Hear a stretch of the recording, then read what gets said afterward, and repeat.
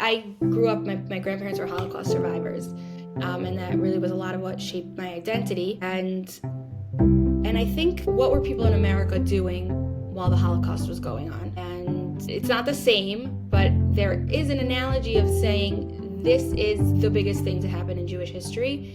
Your grandkids are going to ask you, what did you do? And what are you going to tell them? You're going to say, I'm going to America and we thought the war was ending any minute. So I think many people have been stepping up, and everyone has to.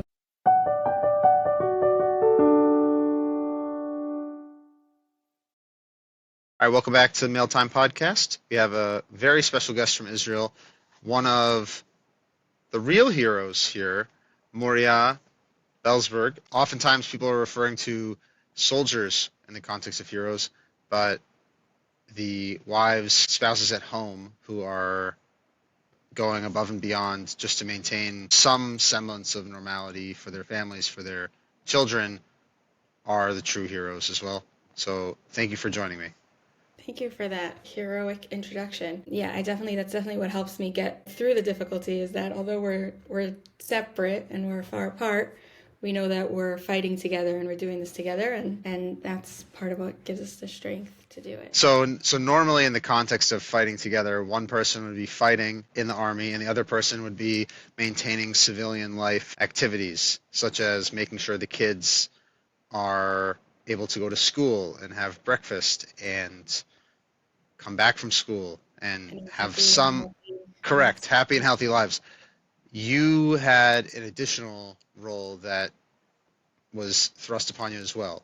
Can you tell the audience a bit about that? I put myself into that role. It wasn't thrust upon me, but when I realized early on that, first of all, that's the job of a wife, right? To provide, I was like, a simple thing, like I couldn't make my husband dinner, I couldn't wash his clothing. And I'm like, I really had that need, and I felt like I wanted to take care of him and help him in whatever way I could, even though I wasn't physically with him. And also, safety wise, knowing that there is equipment, there is things that could help him be safer. I'm like, he needs to have that. And when nobody else was getting him those things, I said, okay, I'll do it. So what do you mean nobody else is getting him those things? Your husband on October 7th, where were you guys based? We were in Florida, actually. My Nice. parents are in Florida, and we were there for Sukkot. And yeah, we didn't know what we were in for.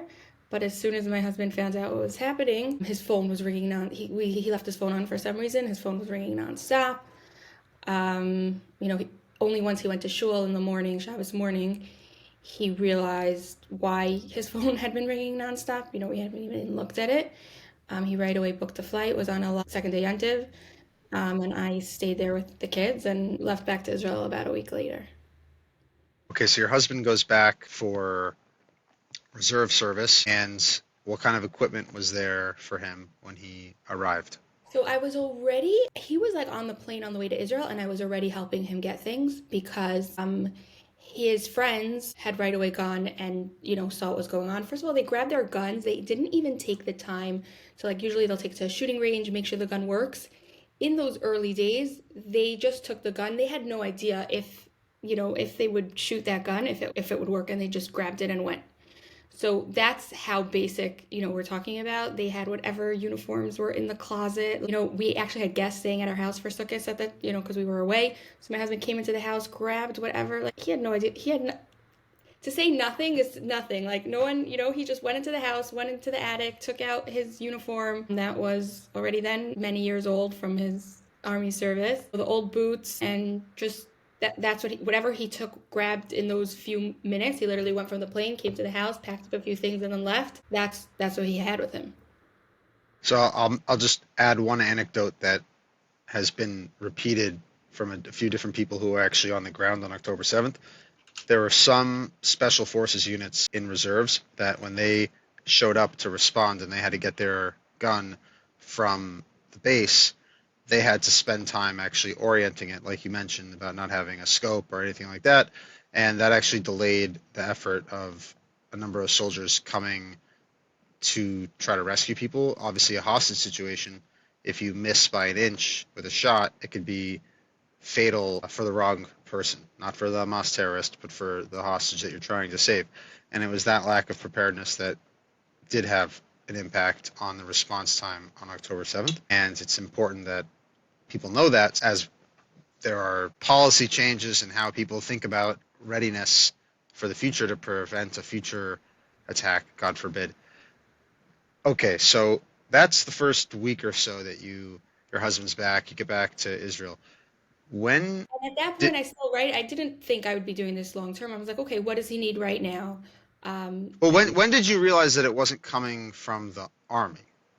I don't think I ever like in a theoretical world, maybe it should have, but I think on that point, I was like, okay, my husband's hungry. He doesn't have food. He's eating tuna. What can I send him? I wasn't like, let me wait. You know, when it's someone that Right, you well, of course, but also food. I'll say food and things like that for the first week to 2 weeks. Let's even say a month.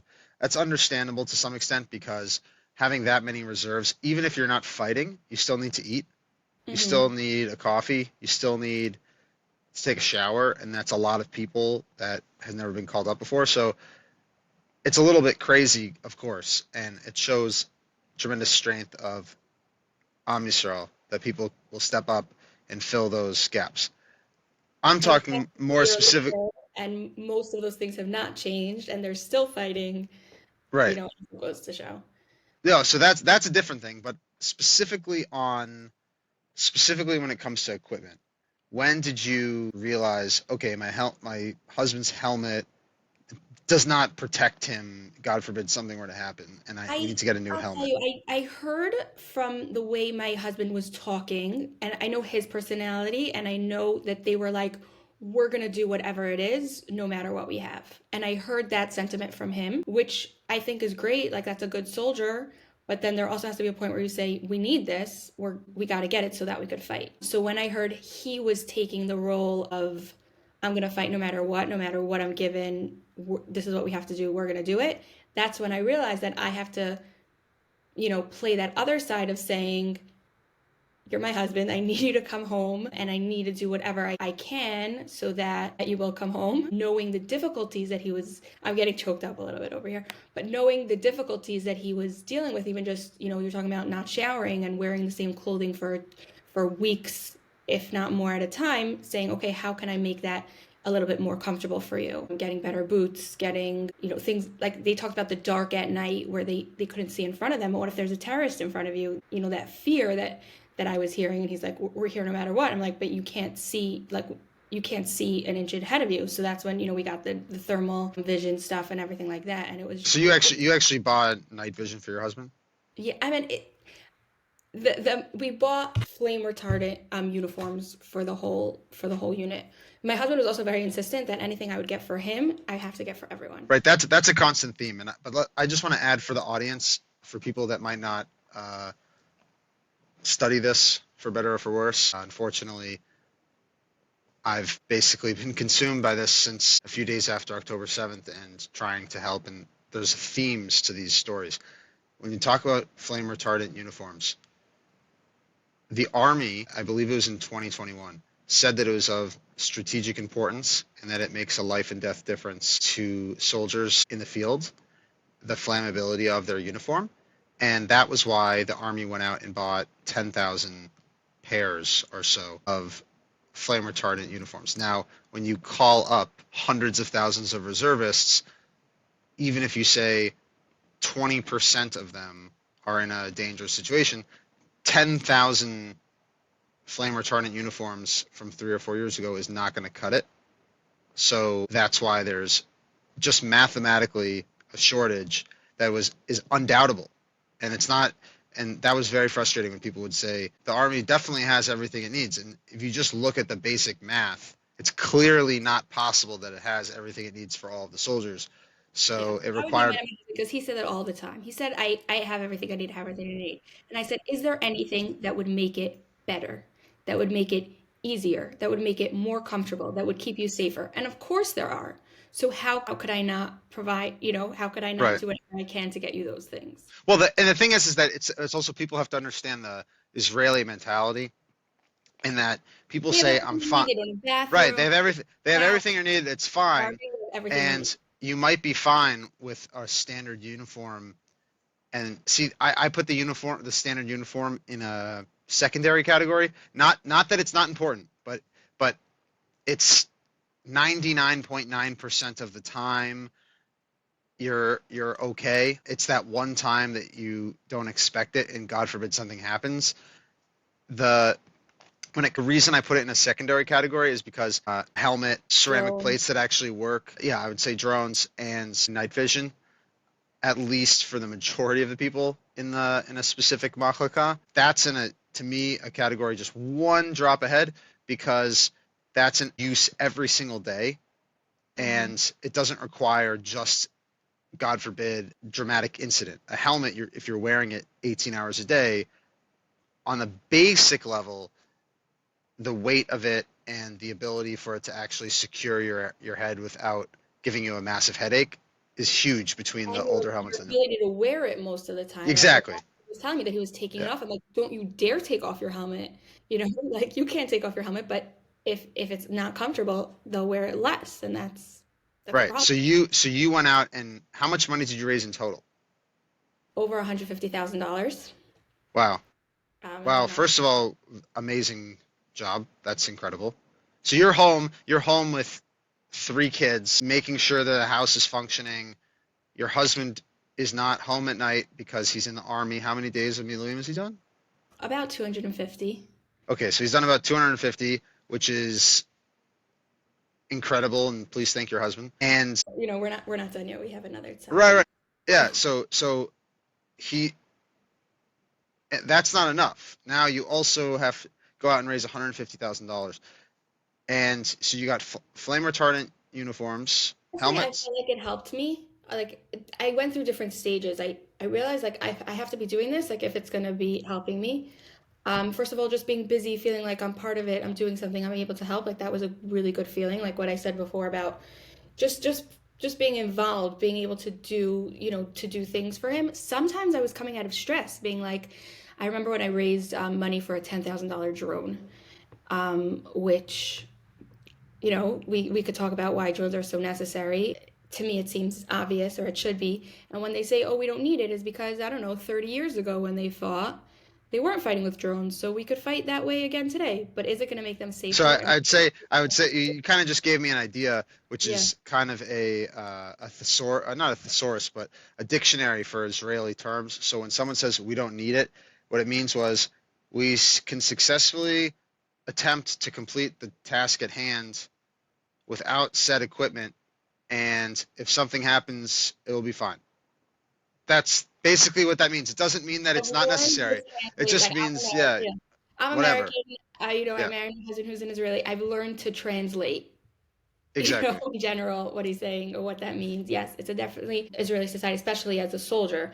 They want to feel like we could do it no matter what, which you need that as a soldier. And at the same time, I think that it's important to also have that place, which I wish it was coming from within the army, where like a commander or someone will say, my soldiers need this. We're not going in until we have XYZ. And sadly, when bad things happen, when people are killed, they could look back and say, had we had XYZ, and that's a horrible thought, a horrible feeling. I mean, my husband's unit, 4 soldiers were killed, 6 were wounded when they stepped on a mine. And can they say, oh, had we used? I don't want to go there, but I do hope, like, I would I would feel calmer going towards the next round of Miluim if I felt like there was a commander in the army saying I'm going to do everything physically possible, getting all the physical equipment that we could to keep them as safe as possible. And right now I don't see that happening within the army, and it's more of people like you, people like me. There's so many outside groups that are saying we're going to make sure that the soldiers are as safe as possible. And I would say even a step, the bar is actually lower than where you said it there.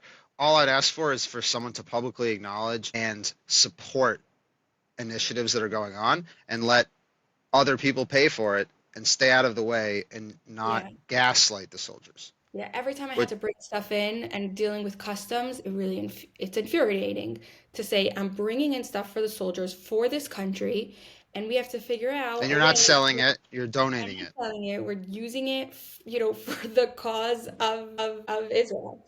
So the fact that, it was difficult because it was always like we would always balance that is it easier to raise more money and buy it in Israel, does it exist in Israel, or should I bring it, and each item we would take into account the different factors. How pressing is the need? Do we need it tomorrow? Do we need it yesterday, which was like most things?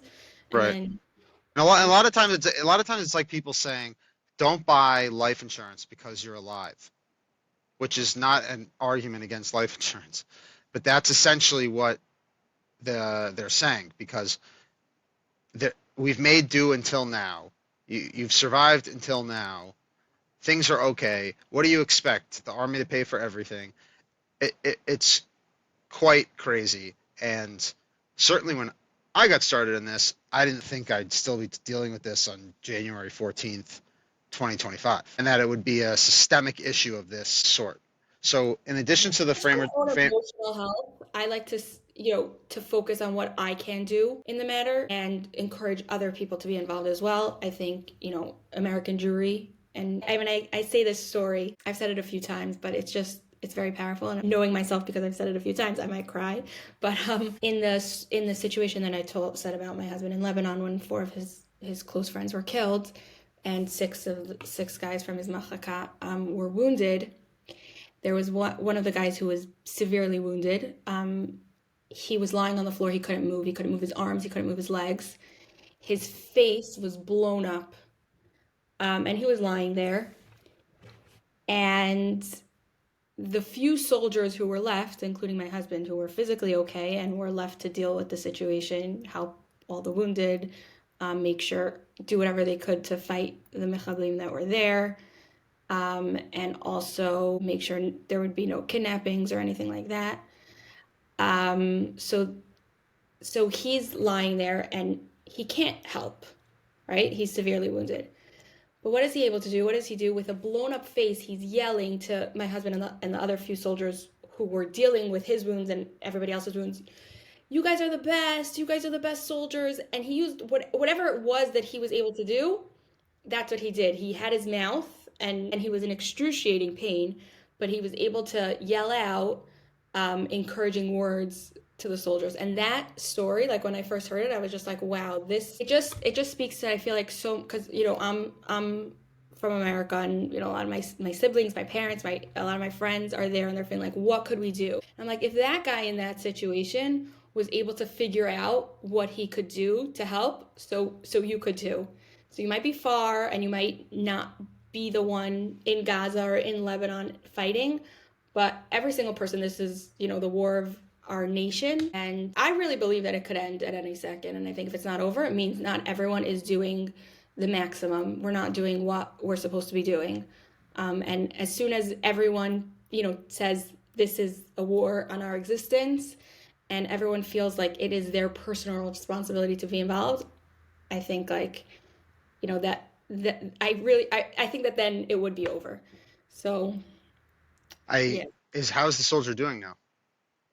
He's still, going through surgeries, and he'll be okay, hopefully. Another thing that I raised money for was for like a couples therapy session. So I just, I went with my husband and the other couples from this unit.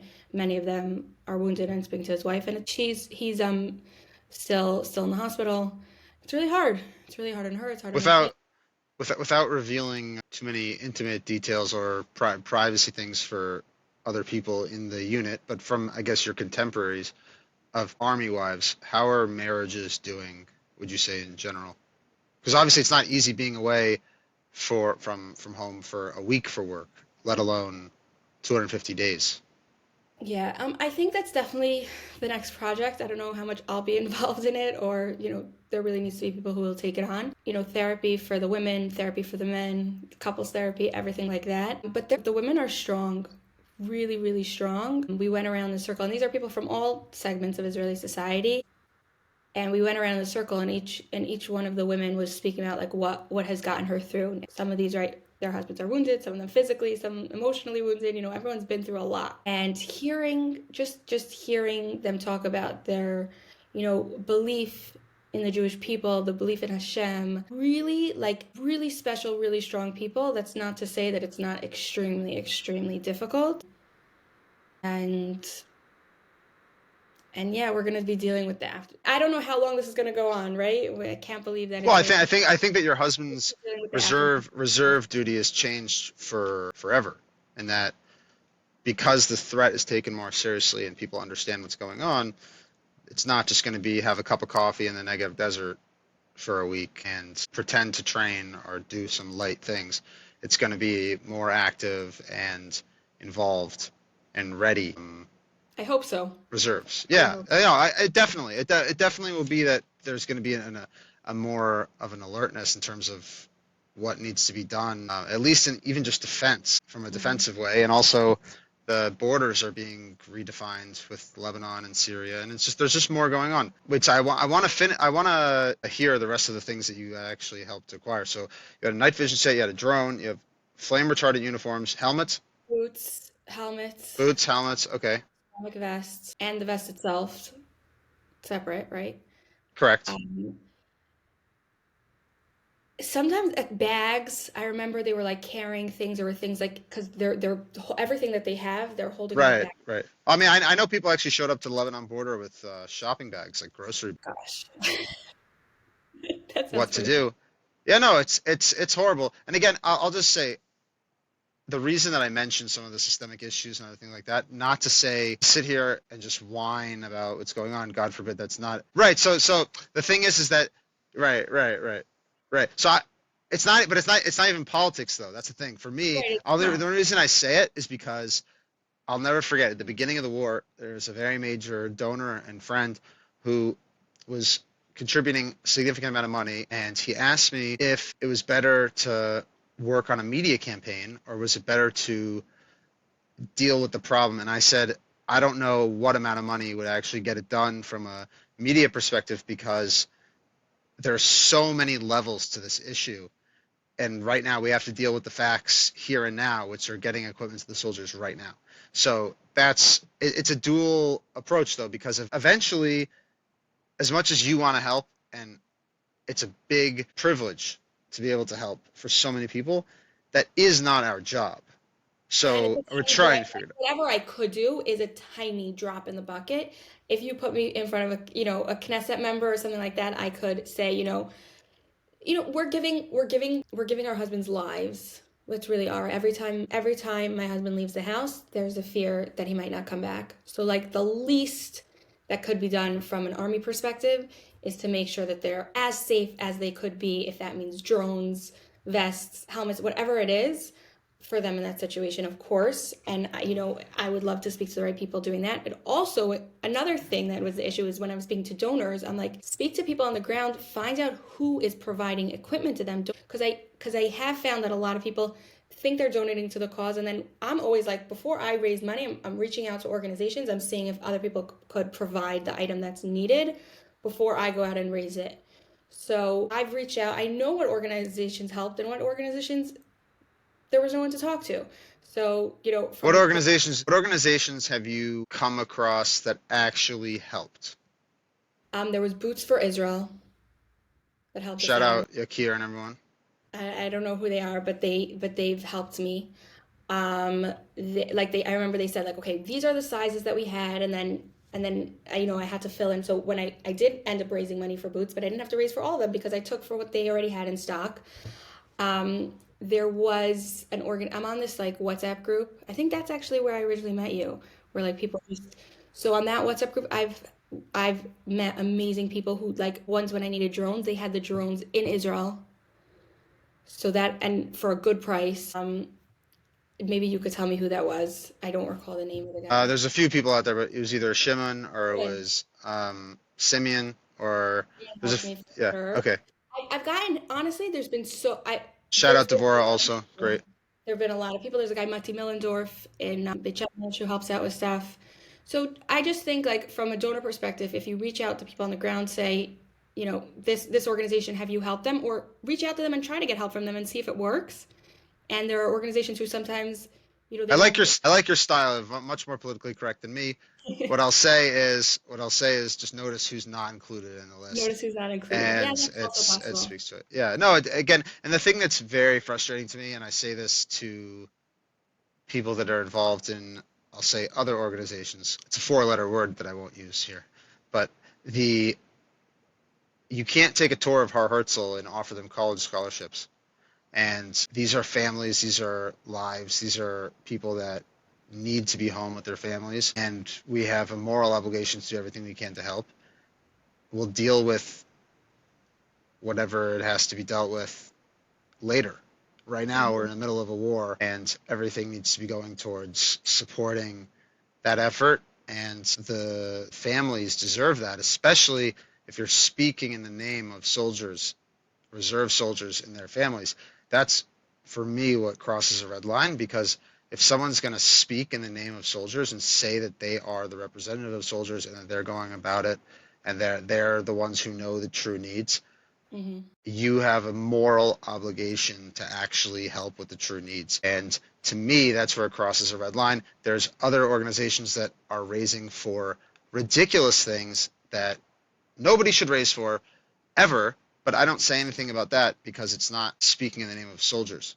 When it comes to speaking in the name of soldiers, it's a very sensitive spot because people are really interested in getting correct information and feeling like they know what's going on. And when people misrepresent the truth about it and also take advantage of the fact that many soldiers are not allowed to speak on camera and are not allowed to go making public fundraising appeals, it becomes quadruply difficult because people will say, I haven't seen this, or the media hasn't said this. And part of that reason is that they're not allowed to actually participate in that. And it's a big deal to even step outside of that shadow and say anything, which is why, first of all, I started this podcast.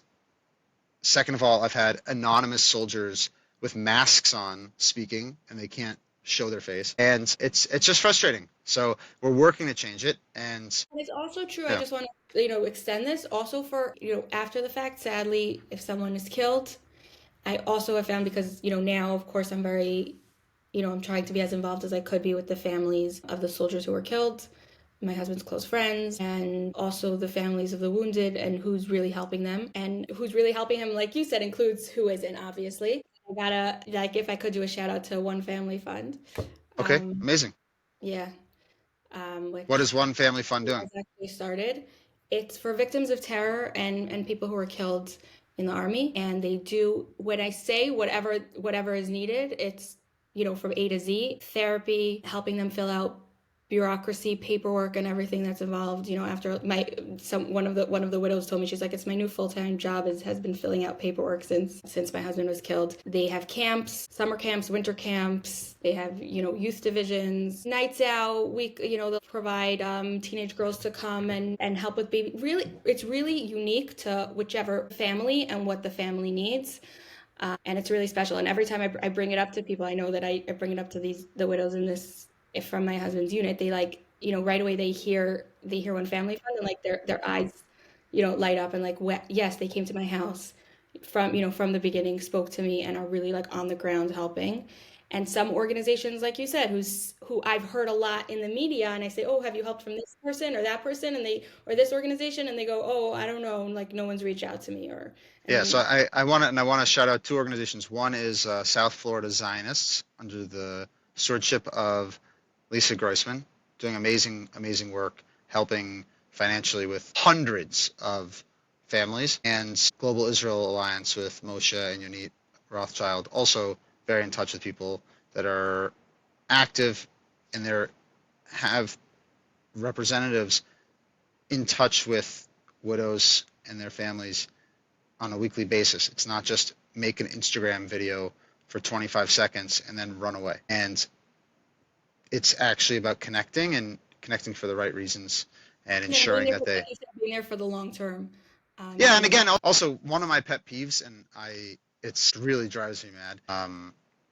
Oh, and I also Yossi Wax has also been doing amazing work. Hayeladim Shalano, I believe is what it's called, and they're very involved with Ofakim and helping out a lot. It drives me mad when people take videos though of the Shiva and of the kids, and it's nice you want to help and give a toy or a cake, but you don't need to take videos and post them on Instagram, especially in that circumstance. first of all, there's a lot of people who don't want any of their photos of their kids online anyway, and it just strikes me as off. So when you hear organizations that are doing it the right way, it's really special. So It's really special. And like just like, we have a need to provide for our soldiers everything that they might need because they are putting their life on the line for us. And when, the terrible things happen and some people are killed or wounded, it's still like they did this for us, I think of it as like, when someone gets wounded in a work accident, it's like everyone that the job is considered, it has to provide for what, and I'm like, they're there for everyone, no matter where they live, every Jew across the world, really all of humanity. We could. yeah, absolutely. Oh, and for wounded soldiers, Belevachad's doing great work. I've seen them a bunch, and I've had the pleasure of having a few of the soldiers at my house, and they're really just doing amazing, amazing work there. And so many names of so many, because the need is ginormous. It's Um, unlike anything it really is unlike anything we've ever seen because when you're just looking at the previous wars, the numbers are so small relative to what we have now. Not to mention the fact that you have the civilian aspect from the attack itself on October 7th. So there's just so much going on, and people saw so many things, and it's important that the global Jewish community continue to be involved. And one of the things, and we touched about this earlier, but one of the things that's extremely frustrating to me is people say, well, the war is basically over, right? I hear all this talk about a deal and everything like this. Since the non-Jewish New Year, right? In 13 days, 15 soldiers fell. So this is not like, oh, this is over and this is old news. This is an active thing going on right now. And it's crazy to me how people say, I'm sitting here in New York or Miami or Los Angeles and it seems like the war's over. I don't know what they're talking about. yeah. Yeah, It's crazy. I was just looking at like I was doing a bit of accounting stuff for, the things that I've ordered, and I went back and I saw that I had ordered something, and then I was told from the company that it wasn't going to arrive until January. This was at the start of the war, and I'm like, oh, we're not going to need it by then, and I canceled the order. And it's fun. It's funny, but it's really not because it was last January. So you could keep saying that until and even once the war's over, like you said, there's still more to do. There's still, the reserves, the functionality of reserve duty has changed. And I think that I grew up, my grandparents were Holocaust survivors. And that really was a lot of what shaped my identity. And I think, what were people in America doing while the Holocaust was going on? And it's not the same, but there is an analogy of saying this is the biggest thing to happen in Jewish history. Your grandkids are going to ask you, what did you do? And what are you going to tell them? You're going to say, I'm going to America and we thought the war was ending any minute. So, and I think many, many, many, like many people have been stepping up, and everyone has to do their utmost. Think about what you're going to tell your grandchildren, what you were doing while this historic war was going on, how you were helping the people in need. And I just think hopefully it ends in major victory because that's what we need to make it all worth I'm it. into that. Well, you're speaking about grandkids. I'll just say that the reason I actually insisted on getting this is when we saved someone's life, I got the helmet. And I do Nice. want my grandkids, God willing, to have this and to see it so they Mhm. can appreciate what actually was going on. Because it's one of these things where, yeah, it is unbelievable, but unlike the Holocaust right now, we have the ability We to have do an something. army. Yeah, we Yeah. have an army and we have an ability to do something, and we have 21st century technology where you can actually be in touch with units in Gaza or in Lebanon or in Syria and say, what do you need? And we can do everything we can to try to help them right now. And the blessing and the curse of it is that it removes any excuse because you can't say, "Oh, I'm on the other side of the world. What am I possibly going to do?" Or yeah, You're sometimes I'm surprised by how little people know. I was in America and I was speaking in different communities, and I was really surprised. Like basic, like there are really people who don't know what's happening in Israel, and maybe obviously they know in the grand scale of things. But when I mention things like, they need drones, they'll be like, what? Why do you yeah. need? I'm telling you, the reason is So in it's. it, so for me, it's like, how could you not know this? Let me explain. It's the news complex of being in Israel, military censor, wanting to project strength, and the same outlets that are not telling the truth about what's going on for a variety of reasons. I don't know, but if you were to read the Jerusalem Post or the Times of Israel or a place like this, you would not hear adequate coverage about what's going on when it comes to the soldiers. Let me give you an example. I was with an assistant editor of a publication, a very major publication in Israel, and was having a discussion about how I didn't like that they're not covering the issue more authentically. Let's put it that way. And they were giving me back and forth, and they said, actually, it was the editor in chief. I was speaking to the editor in chief, and next to him was the assistant editor, and they said, listen, talk to him, the assistant editor, because he just finished Miluim. So I asked him for his dude. I asked him where he was serving. He tells me, I look it up. We provided all of their helmets, all of their vests, gloves, a variety of different medical equipment. And he didn't really have an answer. And I said, but your job is in journalism. How come you can't write about this? And it doesn't make any sense. But if you're Bubby and Zadie in West Palm Beach or Miami or Chicago, and all you read is what you see online or in Ami magazine or something like this, you're not going to know because they're not talking about it in that way. And that's part of the reason I started this, part of the reason why I think people need to continue to speak up, because it's a problem that is very fixable if people know about the issue and work together to fix it.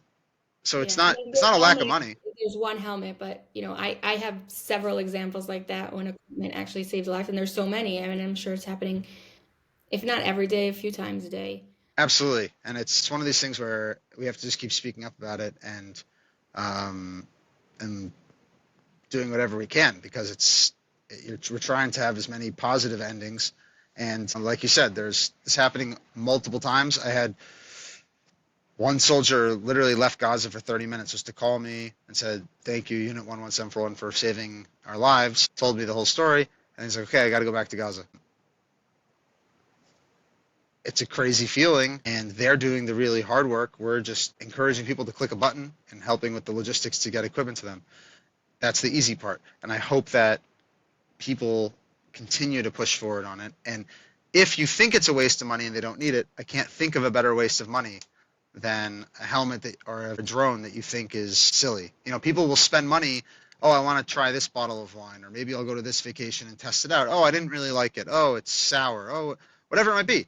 But when it comes to equipment, sometimes people say, "Oh, I gave $500 9 months ago," and I hope that people can see past that, because it's one of these things where whatever we possibly can do to help, it's families like yours and others, small children, life at home, and we can do more. We must do more to continue to help.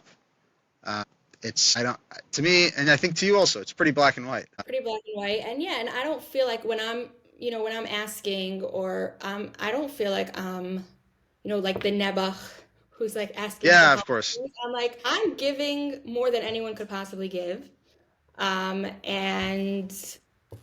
And yeah, the least we could do as a nation and as a society is to make sure that they're, have the things that they need while they're doing this important task that every single person across the world, a Jew for sure, Benefits uh, from, want benefits exactly. And yeah, and like it's an opportunity to participate. How many times do you have an opportunity to participate in in defending world Jewish people? history and bringing Yeah. them and bringing Mashiach and building the base, like this is building the base of Mikdash is participating in a really real huge way.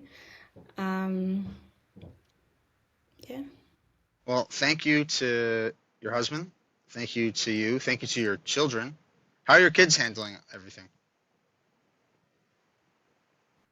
I'll tell you a story that kind of expresses it. It was right before Rosh Hashanah when we were called up for Lebanon, um, and we weren't expecting it.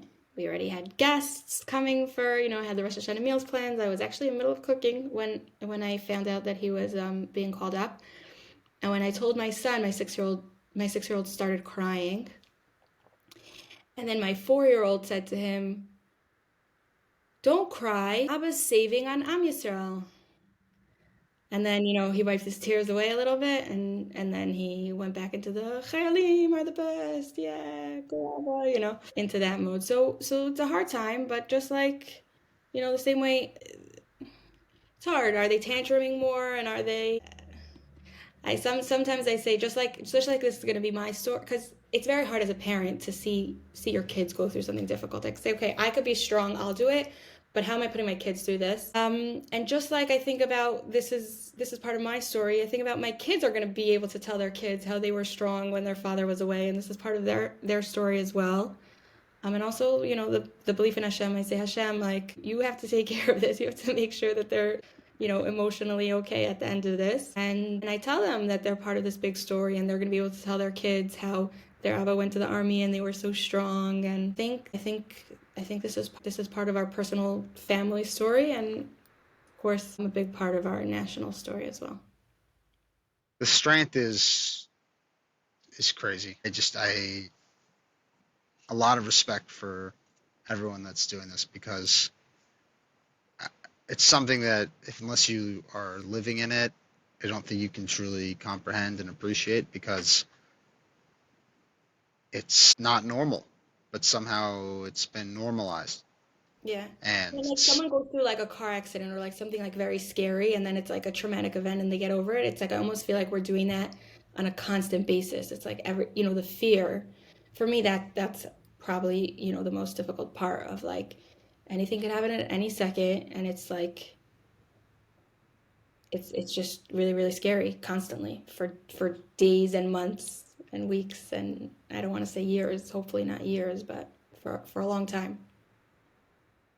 it's crazy, and I hope we can coordinate on positive things. But in I guess it's positive to help with equipment also. But It's positive. though I think maybe this is the reason. I mean, we obviously have to fix it. That's our job in this world. But why does this problem exist? Maybe Hashem wants, did you ever hear it says Ratza Hakadosh Baruch Hu Lezakos Es Yisrael? Why do we have so many mitzvahs? Hashem wanted to give people merits. Maybe, Hashem wants the American Jewry to be involved, and that's why we're lacking equipment. I don't know. Um, it could be. But and I will say that one of the positive things is there have been so many amazing friendships made through this process and stories and connections. So that part is definitely true, and it's definitely brought Yisrael closer as I've never seen in terms of a constant caring for one another and bridging of gaps. People from all sectors of Israeli society and world yeah. Jewry coming together. So It doesn't mean we wish this problem didn't exist. Of no, course we no, do. yeah, of But course. once we already have the problem and we're looking at ways to solve it, we're like, maybe this is the reason Hashem wants every single Jew involved in whatever way they can. And if anyone's tuning in and wants to help your husband's unit, there's still stuff that's missing. There always are, sadly. Yeah, they could definitely be in touch. I mean, I was overhearing the guys talking, and in like guy talk, they were yelling at each other for like cutting off the vest. When someone's wounded, they'll like cut off their clothing, cut off their vest, strip Right. everything off. Like, why'd you do it? So one of the guys was like, next time I'll just, if something like this happens and we step on a mine in this terrace, I'll just sit there, I'll cross my arms, I won't do anything. Like no one should be mad at me for like cutting off their expensive vest and Oh, their because then they got to go fundraise a new one. Yeah, exactly. exactly. We, Exactly. So the needs are changing. First of all, winter, summer, and things get used, and it's good things get used, and sometimes things get ruined, and we're happy. Like a drone, you'd rather the terrorists shoot at the drone than shoot at the person. So you're happy that things are getting used and things are getting broken, and the longer it's go on, it just the needs are just going to continue. well, anyone who's tuning in wants to help, could reach out and make it happen. Unit 117 for one's doing what we can to try to help as many soldiers as possible. I know when we first touch base, it's just our list is so long and so crazy, and there's sometimes when it comes to even planning a month in advance, it becomes crazy because we have people that are operational this second that are saying that they're missing things, and we're doing what we can, and it comes down to financial resources, trying to make sure that everyone has this best chance they have to get all the equipment they can. But you know that you have friends and us trying to help wherever we can. So I appreciate your time, and Hashem should protect your entire family, specifically your husband on the front lines when he returns for reserves. And maybe once all of this military stuff's over, you could return with your husband to talk about what it's like from a couple's perspective. That would be interesting. Yeah, that would be. That would be. Okay, thank you. Thank you. Bye.